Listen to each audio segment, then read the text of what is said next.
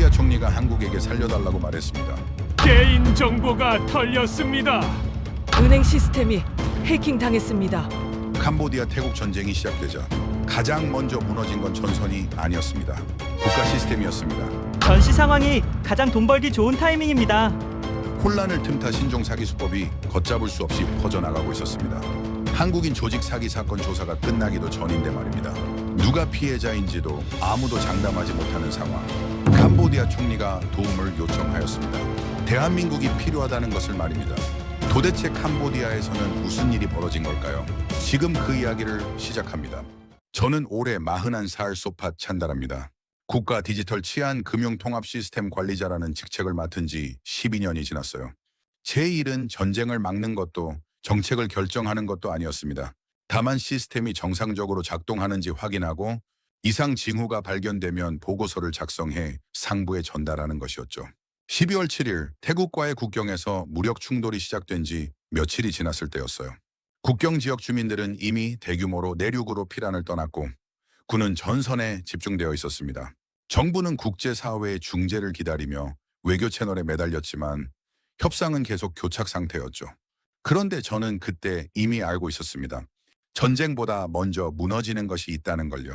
처음 이상 징후를 발견한 건 12월 8일 오전이었어요. 프놈펜 시내 금융거래 로그를 확인하던 중이었습니다. 평소보다 현금 인출 요청이 315% 증가했다는 수치가 화면에 떴죠. 전쟁이 시작되면 사람들은 당연히 현금을 확보하려 합니다. 그건 예상 가능한 반응이었어요.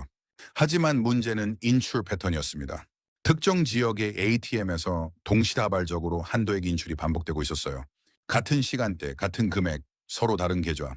그런데 계좌 소유자들의 신원 정보는 모두 최근 3개월 이내에 개설된 것들이었습니다. 이건 일반 시민의 공황 반응이 아니었어요. 누군가 의도적으로 시스템을 테스트하고 있었죠. 저는 즉시 보고서를 작성했습니다. 담당 부서에 전달했고 회신을 기다렸어요. 하지만 돌아온 답변은 간단했습니다. 전시 상황에서 발생 가능한 혼란으로 판단된다는 것이었죠. 추가 조치는 없었습니다. 이틀 뒤 12월 10일 새벽 치안 시스템에서 또 다른 경보가 울렸어요. 프놈펜과 시엠레아프를 잇는 주요 도로에서 차량 절도 신고가 평소 대비 420% 증가했습니다. 그것도 특정 차종만 집중적으로요. 사륜구동 픽업 트럭과 화물차였습니다. 민간인 피난 과정에서 발생하는 일반적인 범죄라고 보기엔 너무 선택적이었어요. 저는 금융 로그와 치안 로그를 겹쳐 분석했습니다. 그러자 하나의 패턴이 드러났죠. ATM 인출 이상이 발생한 지역과 차량 절도, 신고가 집중된 지역이 거의 일치했어요. 그리고 그 지역들은 모두 국경에서 100km 이상 떨어진 내륙이었습니다. 전선과는 무관한 곳이었죠.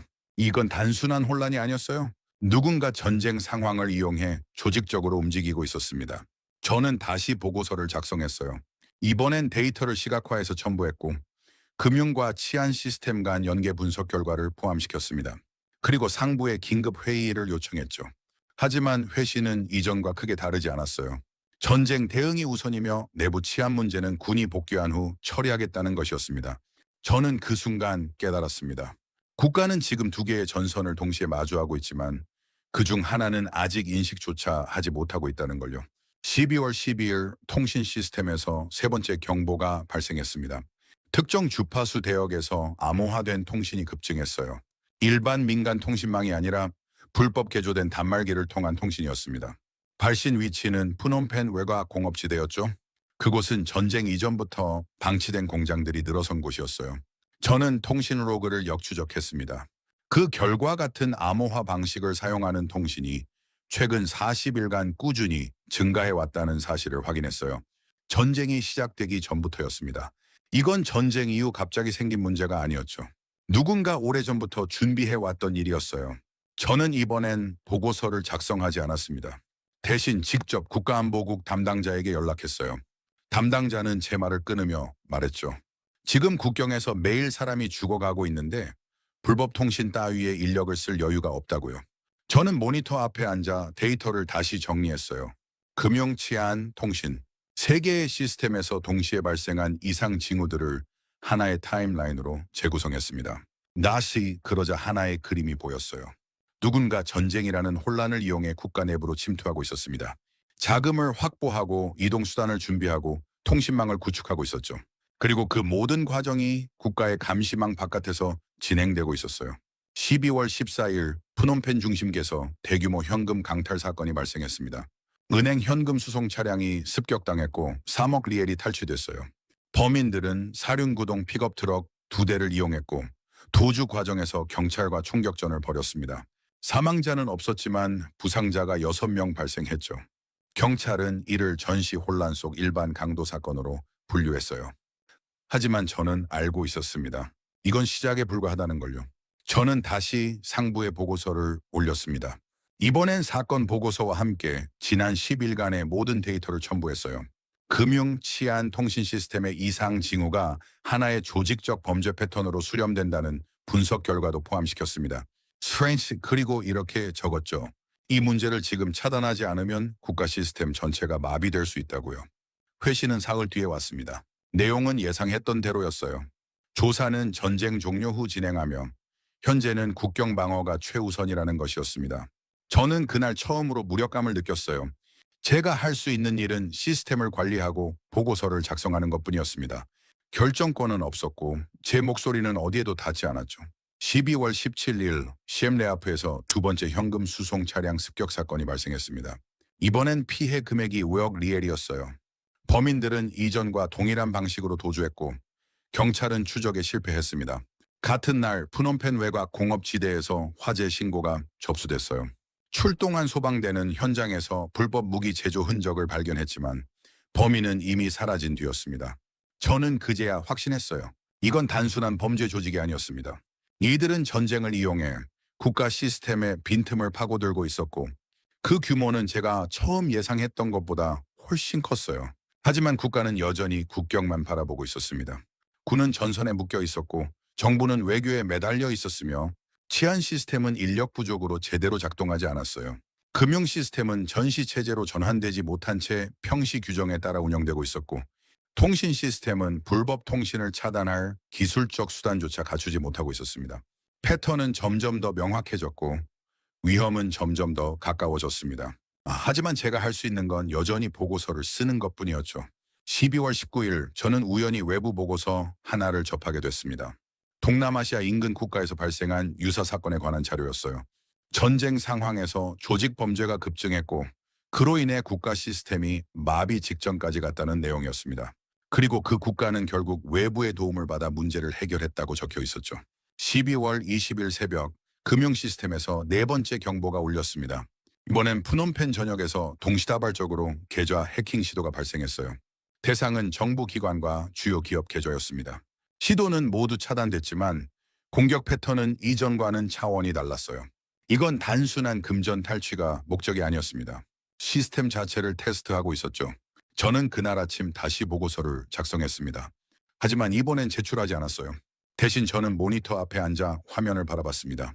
로그는 계속 갱신됐고 수치는 계속 증가했으며 경보는 계속 울렸어요. 그래서 저는 뉴로아익스 내고 있었습니다. 이 문제는 이미 제 손을 떠났다는 걸요. 그리고 이제 곧 누구도 막을 수 없는 지점을 넘어설 거라는 것도요. 처음 이틀 정도는 일시적 현상이라고 생각했습니다. 국경에서 총소리가 들릴 때면 늘 이런 식이었으니까요. 시스템이 조금 느려지고 데이터가 몇 시간 늦게 들어오고 통신이 불안정해지는 일. 그런 건 전에도 있었어요. 하지만 사흘째 되던 날 제가 보던 화면이 달라지기 시작했습니다. 푸놈펜 북부 지역에서 새벽 3시에 ATM 인출 시도가 12건 연속으로 기록됐어요. 같은 계좌 다른 기기 15분 강역이었습니다. 평소 같았으면 즉시 차단 알림이 떴을 텐데 그날은 3시간이 지나서야 경고가 올라왔어요. 확인해보니 차단 시스템 자체는 정상이었습니다. 다만 데이터가 관제 서버까지 도달하는 속도가 평소보다 2배 이상 느렸죠. 같은 날 오후에는 시엠립에서 휴대폰 개통 신청이 40건 넘게 접수됐습니다. 전부 외국인 명의였어요. 여권 번호는 정상이었고 서류도 문제없어 보였습니다. 하지만 개통 이후 이 번호들이 어디로 연결됐는지 추적이 안 됐어요. 통신사 쪽 기록은 있었지만 저희 통합 시스템으로는 넘어오지 않았습니다. 연결 구간 어딘가에서 데이터가 끊긴 거였죠. 그때부터였어요. 문제가 한 곳에 머물지 않는다는 걸 깨달은 건 푸놈펜에서 일어난 일이 다음 날엔 바탐방에서 반복됐고 그 다음엔 캄퐁참으로 옮겨갔습니다. 범죄 조직이 장소를 옮긴 게 아니었어요. 시스템이 느슨해진 지점을 따라 움직이고 있었던 겁니다. 저는 매일 아침 보고서를 작성했습니다. 이상 징후가 어디서 발생했는지, 얼마나 지연됐는지, 어떤 구간에서 데이터가 누락됐는지 전부 기록했어요. 하지만 보고서는 제 상급자에게 전달된 뒤 그대로 멈췄습니다. 답이 오지 않았어요? 군은 국경을 지키느라 바빴고 행정부는 피난민 관리에 모든 인력을 쏟고 있었습니다. 범죄 문제는 전쟁 중에 생기는 부수적 혼란 정도로 취급됐죠. 일주일째 되던 날, 저는 금융감독원 쪽 담당자에게 직접 전화를 걸었습니다. 제가 본 패턴을 설명했어요. ATM 인출 이상, 해외 송금 급증, 신규 계좌 개설 후 즉시 폐쇄되는 사례들 전부 연결돼 있다고 말했습니다. 담당자는 들어주긴 했어요. 하지만 대답은 간단했습니다. 시급은 더 전시 상황이니까요. 그 말이 전부였습니다. 데이터를 공유할 수 없다는 것도, 내지 부처 간 협조가 어렵다는 것도 결국 같은 이유였어요. 전쟁이 이유가 되면 다른 건 이유가 될 수 없었습니다. 열흘째 해외 피해 신고가 들어오기 시작했습니다.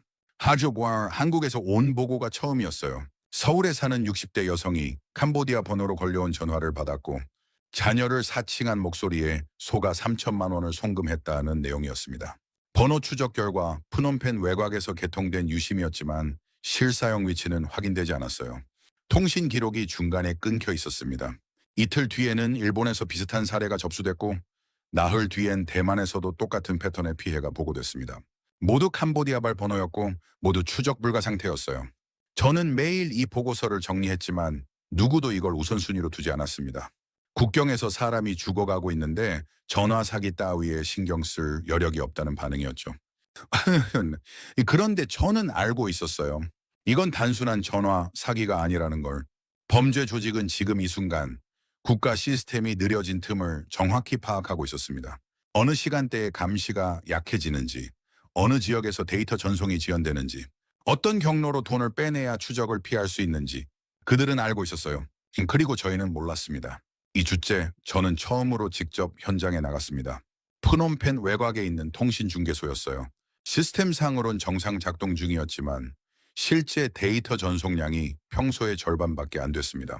도착해보니 중개소 직원 3명 중 2명이 출근하지 않고 있었어요. 한 명은 가족과 함께 피란을 갔고 한 명은 군에 징집됐습니다. 남은 직원 한 명이 혼자서 장비를 관리하고 있었죠. 언제부터 이랬습니까? 제가 물었을 때 그는 잠깐 망설이다가 대답했습니다. 열흘쯤 됐습니다. 보고는 했었는데 답이 없어서요. 그 순간 제가 느낀 건 분노가 아니었어요. 그냥 무겁고 답답한 기분이었습니다. 시스템이 무너지고 있는데 아무도 막을 수 없다는 사실이 서서히 가라앉는 느낌이었죠. 돌아오는 길에 저는 차 안에서 계속 생각했습니다. 이 문제를 해결하려면 뭐가 필요한가? 인력인가? 예산인가? 기술인가? 아니었어요. 지금 필요한 건 속도였습니다. 데이터가 발생하는 순간부터 차단 조치가 실행되기까지의 시간. 그 시간이 지금은 너무 길었어요. 평소엔 괜찮았지만 지금은 아니었습니다. 전쟁은 시스템의 속도를 절반으로 줄여놨고 범죄는 그 빈틈으로 파고들고 있었습니다. 3주째 저는 상급자에게 다시 보고서를 올렸습니다. 이번엔 좀 더 구체적으로 썼어요. 해외 피해 건수, 추정 피해 금액, 시스템 지연 구간, 인력 부족 현황, 숫자로 정리하면 더 명확하게 보일 거라고 생각했습니다. 하지만 답은 똑같았어요. 지금은 우선순위가 아니다. 그 말을 들었을 때 저는 아무 말도 하지 않았습니다. 화를 낼 수도 없었고 설득할 자신도 없었어요. 다만 한 가지는 확실히 알게 됐습니다. 이 문제는 더 이상 캄보디아만의 문제로 남지 않을 거라는 것. 해외 피해 신고는 계속 늘고 있었고 그중 상당수가 한국에서 들어오고 있었습니다. 언젠가 이 문제는 국경을 넘어설 거였어요. 그날 밤 저는 사무실에 혼자 남아서 화면을 계속 들여다봤습니다. 실시간으로 올라오는 이상 징후 알림들, 느리게 처리되는 차단 요청들, 추적되지 않는 통신 기록들, 전부 제 눈앞에 있었지만 제가 할 수 있는 건 아무것도 없었어요. 그때 문득 이런 생각이 들었습니다. 만약 이 시스템이 지금보다 빠르게 움직일 수 있다면, 만약 데이터가 끊기지 않고 실시간으로 연결될 수 있다면, 만약 국경과 상관없이 범죄를 추적할 수 있다면, 하지만 그건 제가 할 수 있는 일이 아니었어요. 저는 그냥 관리자였고 이 시스템은 이미 한계에 도달해 있었습니다. 4주째 한국 대사관에서 공식 서한이 들어왔습니다. 캄보디아발 보이스피싱 피해가 급증하고 있으니 협조를 요청한다는 내용이었어요. 저는 그 서한을 읽으면서 이상하게도 안도감 같은 걸 느꼈습니다. 적어도 누군가는 이 문제를 보고 있다는 사실이 조금 위안이 됐어요. 하지만 동시에 알고 있었습니다. 서한만으론 아무것도 바뀌지 않는다는 것. 지금 필요한 건 협조 요청이 아니라 실질적인 구조 변화였어요. 시스템 전체를 다시 설계하고 데이터를 실시간으로 공유하고 국경을 넘어서도 추적이 가능하도록 만드는 것. 그런 변화 없이는 아무것도 달라지지 않을 거였습니다. 저는 그날 밤 집으로 돌아가지 않고 사무실에서 잤습니다. 내일도 똑같은 보고서를 쓸 거였고 모레도 똑같은 답을 들을 거였어요. 하지만 그래도 써야 했습니다. 누군가는 이 기록을 남겨야 한다고 생각했으니까요. 창밖으로 푸놈펜의 밤 풍경이 보였습니다. 불은 여전히 켜져 있었고 사람들은 여전히 움직이고 있었어요. 하지만 그 아래 어딘가에서 시스템은 조용히 무너지고 있었습니다. 그리고 저는 그걸 지켜보고 있었죠. 아무것도 할 수 없이 5주째 되던 날 제게 회의 참석 통보가 왔습니다. 외교부 산하 국제협력실에서 주최하는 자리였어요. 참석자 명단에는 재무부, 내무부, 국방부 관계자들이 포함되어 있었고 외국 정부 대표단도 온다고 적혀 있었습니다. 저는 시스템 관리자 자격으로 현황 설명을 준비해 오라는 지시를 받았죠. 회의실에 들어갔을 때 가장 먼저 눈에 들어온 건 한국 측 인원들이었습니다. 5명이었어요. 정부 관계자 2명, 기술 전문가로 보이는 사람 2명, 통역 1명. 정장 차림이었지만 분위기는 외교 행사보다는 실무 회의에 가까웠습니다. 그들은 자료를 펼쳐놓고 조용히 대기하고 있었어요. 회의는 형식적인 인사로 시작됐습니다. 캄보디아 측에서 먼저 전쟁 상황과 국경 치안 문제를 간략히 설명했고 한국 측은 자국 내 피해 사례 증가를 언급했습니다. 하지만 그 뒤로 이어진 대화는 제가 예상했던 방향과 달랐어요. 한국 측은 범죄자 인도를 요구하지 않았고 단속 협조를 요청하지도 않았습니다. 대신 이렇게 물었습니다. 지금 캄보디아의 디지털 치안 시스템은 어느 정도 속도로 작동하고 있습니까? 그 질문은 저를 향한 거였어요. 저는 준비해온 자료를 펼쳤습니다. 데이터 전송 지연 시간, 차단 조치 실행 평균 소요 시간, 통신 중계 소별 가동률, 인력 부족 현황, 숫자로 정리된 현실이었죠. 한국 측 기술 전문가 1명이 자료를 받아들고 천천히 읽었습니다. 그는 고개를 끄덕이며 몇 가지를 더 물었어요. 금융감독 시스템과 통신 감시 시스템은 연동되고 있습니까? 실시간 공유는 되지 않습니다. 부처별로 데이터를 취합한 뒤 하루에 한 번 통합 보고서가 작성됩니다. 범죄 패턴 분석은 자동화되어 있습니까? 아니메리. 스냅입니다. 그 담당자가 수동으로 확인합니다. 대답할 때마다 제 목소리가 작아지는 걸 느꼈습니다. 부끄러움 때문이 아니었어요. 그냥 시스템의 한계가 그대로 드러나는 게 답답했습니다. 나 한국 측은 제 대답을 들으면서 메모를 했고 서로 짧게 의견을 주고받았습니다. 그들의 표정에는 비난이나 실망 같은 게 없었어요. 그냥 확인하는 느낌이었습니다. 회의 중반 한국 측 대표 1명이 노트북을 열어 화면을 공유했습니다.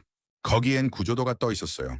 복잡한 선들이 여러 상자를 연결하고 있었고 각 상자마다 금융통신 출입국 경찰이라는 글자가 적혀 있었습니다. 그는 천천히 설명을 시작했습니다. 범죄를 잡는 건 결과입니다. 중요한 건 범죄가 움직일 공간을 없애는 겁니다. 그 말이 제 머릿속에 남았어요. 그는 계속 말했습니다. 지금 캄보디아 시스템은 각 부처가 독립적으로 움직이고 있고 데이터가 통합되지 않아서 범죄 조직이 그 틈을 이용하고 있다고 했습니다. 범죄자들은 금융 시스템이 느슨할 때 돈을 빼내고 통신 감시가 약할 때 전화를 걸고 출입국 기록이 공유되지 않을 때 국경을 넘는다고 했어요. 그래서 필요한 건 단속이 아니라 구조 자체를 바꾸는 거라고 했습니다. 화면에 새로운 도표가 떴습니다. 이번엔 실시간 데이터 연동 구조였어요. 금융 거래가 발생하는 순간 통신 기록과 교차 확인되고 이상 징후가 감지되면 즉시 출입국 정보와 대조되는 방식이었습니다. 모든 데이터가 한 곳에서 동시에 처리되고 차단 조치는 3분 이내 실행된다고 했어요. 그 순간 저는 이걸 본 적이 있다는 생각이 들었습니다. 아니, 정확히는 이런 게 필요하다고 생각했던 적이 있었어요. 하지만 어떻게 만드는지는 몰랐습니다. 한국 측은 구체적인 장비 목록도 제시했습니다. 통합 관제 서버, 실시간 분석 소프트웨어, 부처 간 데이터 연동 장비, 보안 통신망 구축. 각 항목마다 비용이 적혀 있었어요.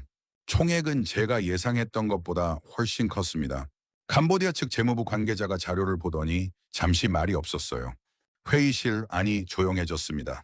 현재 전시 상황에서 이 예산을 즉시 확보하기는 어렵습니다. 재무부 관계자의 말이었어요. 그는 조심스럽게 덧붙였습니다. 전쟁이 끝나고 재정이 안정되면 검토할 수 있을 것 같습니다. 흔네크에처나와 한국 측은 고개를 끄덕였습니다. 실망한 표정은 아니었어요. 이해한다는 반응이었습니다. 그들은 자료를 정리하면서 한 가지만 더 말했습니다. 이 시스템은 범죄가 더 커지기 전에 필요합니다. 지금 막지 않으면 나중엔 비용이 더 들 겁니다. 그 말이 끝나고 회의는 종료됐어요. 한국 측은 자료를 남겨두고 나갔고 캄보디아 측 관계자들도 하나둘 자리를 떠났습니다. 저는 회의실에 조금 더 남아서 그들이 남긴 자료를 다시 봤어요. 구조도, 장비 목록, 예상 효과 전부 논리적이었고 실현 가능해 보였습니다. 하지만 지금 당장은 선택할 수 없는 거였죠. 사무실로 돌아와서도 그 자료가 머릿속에서 떠나지 않았습니다. 저는 컴퓨터 앞에 앉아서 오늘도 똑같은 화면을 봤어요. 느리게 올라오는 이상, 징후 알림, 지연되는 차단 조치, 추적 불가 상태로 남은 범죄 기록들. 매일 보던 풍경이었지만 오늘은 달라 보였습니다. 이 문제를 해결할 방법이 있다는 걸 알게 됐으니까요. 다만 지금은 선택하지 못할 뿐이었습니다. 그날 밤 저는 집에 가지 않고 사무실에 남았습니다. 한국 측이 남긴 자료를 다시 펼쳐놓고 하나씩 읽었어요. 시스템 구조, 데이터 흐름도, 장비 사양, 예상 구축 기간, 폰앤네임 모든 게 구체적이었습니다. 이건 제안이 아니라 설계도였어요. 실행만 하면 작동할 수 있는 구조였습니다. 하지만 현실은 달랐어요. 전쟁은 끝나지 않았고 예산은 없었고 정부는 우선순위를 정할 여유가 없었습니다. 저는 그걸 알고 있었어요. 그래서 더 답답했습니다. 창밖으로 푸놈펜의 야경이 보였어요. 불빛은 여전히 밝았고 도시는 여전히 움직이고 있었습니다. 하지만 저는 알고 있었어요. 지금 이 순간에도 어딘가에서 범죄는 계속되고 있고 시스템은 그걸 막지 못하고 있다는 걸, 그리고 이 상태가 계속되면 다음 단계는 더 큰 붕괴일 거라는 것도요. 저는 자료를 덮고 화면을 껐습니다. 오늘 본 것들은 분명했어요. 해결 방법은 존재했고 그 방법은 논리적이었으며 실현 가능했습니다. 다만 지금은 아니었습니다. 언젠가는 될 수도 있었지만 그 언젠가가 오기 전에 얼마나 많은 피해가 더 생길지는 아무도 몰랐어요. 그날 밤 저는 사무실 소파에 누워서 천장을 봤습니다. 한국 측이 마지막으로 했던 말이 계속 맴돌았어요. 지금 막지 않으면 나중엔 비용이 더 들 겁니다. 그 말이 맞다는 걸 저는 알고 있었습니다. 하지만 아는 것과 실행하는 것 사이엔 너무 많은 벽이 있었어요. 전쟁, 예산, 우선순위, 정치적 결정, 그 모든 게 지금 이 순간을 막고 있었습니다. 저는 눈을 감았습니다. 내일도 똑같은 화면을 볼 거였고 모레도 똑같은 보고서를 쓸 거였어요. 그리고 그 사이에도 범죄는 계속될 거였습니다. 시스템이 바뀌지 않는 한 아무것도 달라지지 않을 거였죠. 3일 뒤 다시 회의 통보가 왔습니다. 이번엔 총리실 산하 비상대책위원회 주관이었어요. 참석자 명단에는 지난번과 같은 사람들이 있었고 한국 측도 다시 온다고 적혀 있었습니다. 저는 별다른 기대 없이 회의실로 향했어요. 어차피 결론은 정해져 있을 거라고 생각했습니다. 하지만 회의는 다르게 시작됐어요. 캄보디아 측 대표가 먼저 말했습니다. 전면 도입은 어렵지만 제한된 범위에서 시범 구축을 검토하고 있습니다. 그 말을 들었을 때 저는 잠깐 멈칫했습니다. 거절이 아니었어요. 유보도 아니었습니다. 조건부 허용이었죠. 한국 측은 고개를 끄덕이며 노트북을 열었습니다. 화면에는 수정된 구조도가 떠 있었어요. 비용은 한국이 부담합니다. 대신 3가지 조건이 있습니다. 한국 측 대표가 말했습니다. 첫째, 공동 관제탑을 설치해 양국이 동시에 시스템을 이용한다. 둘째, 범죄 데이터는 실시간으로 공유하되 각국의 주권은 침해하지 않는다. 셋째, 이 시스템은 국제 공조 체계의 일부로 운영되며 필요시 다른 국가와도 연결될 수 있어야 한다. 저는 그 조건들을 들으면서 이상한 안도감을 느꼈습니다. 통제가 아니었어요. 감시도 아니었습니다. 책임을 나눠 지겠다는 구조였죠. 캄보디아 측 관계자들도 서로 시선을 주고받더니 천천히 고개를 끄덕였습니다. 세세버와이 진행하십시오. 그 말이 떨어지고 2주 뒤 장비가 들어오기 시작했습니다. 푸놈펜 중앙정부청사 지하에 관제 서버실이 만들어졌어요. 금속 캐비닛들이 줄지어 설치됐고 천장엔 냉각 장치가 달렸습니다. 한국에서 온 기술진 4명이 이틀 동안 배선 작업을 했고 저는 옆에서 그 과정을 지켜봤습니다. 그들은 말이 많지 않았어요. 그냥 묵묵히 장비를 연결하고 소프트웨어를 설치하고 테스트를 반복했습니다. 사흘째 되던 날 시스템이 처음으로 작동했습니다. 모니터에 실시간 데이터가 떠오르기 시작했어요. 금융거래 내역, 통신 기록, 출입국 정보 전부 하나의 화면에서 동시에 확인됐습니다.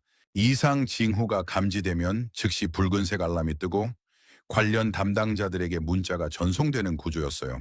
저는 그 화면을 보면서 이게 정말 작동하는지 확신이 서지 않았습니다. 이 확인은 사흘 뒤에 왔어요. 푸놈펜 외곽에서 대량의 유심 카드가 일시 개통됐다는 알람이 떴습니다. 28개 10분 간격으로 연속 등록. 평소 같으면 하루쯤 지나서야 확인됐을 거예요. 하지만 이번엔 3분 만에 경찰 쪽으로 알림이 갔고 15분 뒤엔 현장 차단 조치가 실행됐습니다. 저는 그 과정을 실시간으로 봤어요. 시스템이 멈추지 않고 움직이는 걸 처음 본 순간이었습니다. 그 뒤로 비슷한 일이 반복됐어요. ATM 이상 인크루 시도, 해외 송금 패턴 이상, 통신 기록 중복 사용. 전부 즉시 감지됐고 담당 부서로 알림이 전달됐습니다. 범죄 조직이 움직일 틈이 사라지기 시작했어요. 그들이 숨어있던 지연 구간, 이제 데이터가 끊기던 구간, 부처 간 소통이 막혀있던 구간, 그 모든 곳이 이제 연결됐습니다. 이 주가 지나자 변화가 수치로 나타나기 시작했습니다. 보이스피싱 신고 건수가 절반으로 줄었어요. 해외 송금 사기도 눈에 띄게 감소했습니다. 한국 대사관에서 온 보고서에는 한국인 대상 범죄가 80% 가까이 줄었다고 적혀 있었어요. 저는 그 보고서를 읽으면서 이게 진짜 우리가 만든 결과인지 믿기지 않았습니다. 한 달 뒤 총리실에서 공식 보고 요청이 왔습니다. 저는 시스템 가동 이후에 데이터를 정리해서 올렸어요. 범죄 감소율, 차단 조치 평균 소요 시간, 부처 간 데이터 공유 건수. 이더셜 숫자는 명확했습니다. 시스템은 작동하고 있었고 결과는 가시적이었어요. 이틀 뒤 총리실에서 결정이 내려졌습니다. 이 시스템을 정식으로 도입하고 캄보디아 전역으로 확대한다는 내용이었어요. 한국과의 계약도 장기 운영 체제로 전환됐습니다. 저는 그 공문을 받아들고 한참 동안 가만히 서 있었습니다. 기쁘다기보다는 안돼 가까웠어요.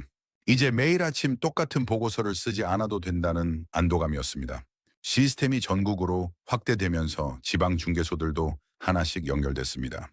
시엠립, 마담방, 감봉참. 전에는 데이터가 끊기던 곳들이었어요. 이제는 그곳에서도 실시간으로 정보가 올라왔습니다. 저는 가끔 지방 중개소 담당자들에게 전화를 걸어서 상황을 물었어요. 대부분 비슷한 대답이었습니다. 예전보다 빨라졌습니다. 그 말이 전부였어요. 화려한 성과나 극적인 변화는 아니었습니다. 그냥 시스템이 제대로 작동하기 시작했다는 것. 그것만으로도 충분했습니다. 2달이 지났을 때 저는 처음으로 여유가 생겼습니다. 매일 밤 사무실에 남아서 화면을 지켜보던 일도 줄었어요. 시스템이 알아서 감지하고 알아서 알림을 보내고 알아서 조치가 실행됐습니다. 저는 그 과정을 확인만 하면 됐어요.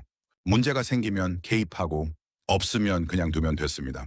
어느 날 저녁 저는 사무실 창가에 서서 푸놈펜을 내려다봤습니다. 불빛은 여전히 밝았고 사람들은 여전히 움직이고 있었어요. 전쟁은 아직 끝나지 않았습니다. 국경에선 여전히 총소리가 들렸고 피란민들은 여전히 도시를 떠돌았습니다. 범죄도 완전히 사라진 건 아니었어요. 다만 예전처럼 시스템의 빈틈을 파고들지는 못하고 있었습니다. 저는 그 풍경을 보면서 생각했습니다. 이 시스템이 전쟁을 끝낸 건 아니라는 것. 모든 문제를 해결한 것도 아니라는 것. 하지만 적어도 한 가지는 확실했어요. 총보다 느리게 움직이지만 결국 질서를 되돌리는 건 작동하는 시스템이라는 것. 그리고 그 시스템은 지금 이 순간에도 조용히 돌아가고 있다는 것. 저는 컴퓨터 앞으로 돌아와서 오늘의 로그를 확인했습니다. 이상 징후 감지 11건, 차단 조치 완료 11건. 숫자는 깔끔했어요. 예전처럼 추적 불가 상태로 남은 건 하나도 없었습니다. 저는 로그를 저장하고 화면을 껐습니다. 내일 또 이 시스템은 작동할 거였고 모레도 작동할 거였어요. 전쟁이 끝나든 끝나지 않든 범죄가 줄어들든 늘어나든 시스템은 계속 돌아갈 겁니다. 그리고 저는 그걸 지켜볼 거였어요. 관리자로서 이 나라의 시스템을 책임지는 사람으로서 집으로 가는 길에 저는 하늘을 올려다봤습니다. 별은 보이지 않았어요. 도시의 불빛이 너무 밝았으니까요. 하지만 괜찮았습니다. 별이 보이지 않아도 하늘은 여전히 거기 있었고 시스템이 보이지 않아도 그건 여전히 작동하고 있었으니까요. 저는 천천히 걸으면서 생각했습니다. 이 이야기는 영웅이 나오는 이야기가 아니라는 것. 극적인 반전이 있는 이야기도 아니라는 것. 그냥 무너지던 시스템이 다시 작동하기 시작했고 그 결과 조금씩 질서가 돌아왔다는 것. 그게 전부였어요. 하지만 그걸로 충분했습니다. 적어도 저에게는요.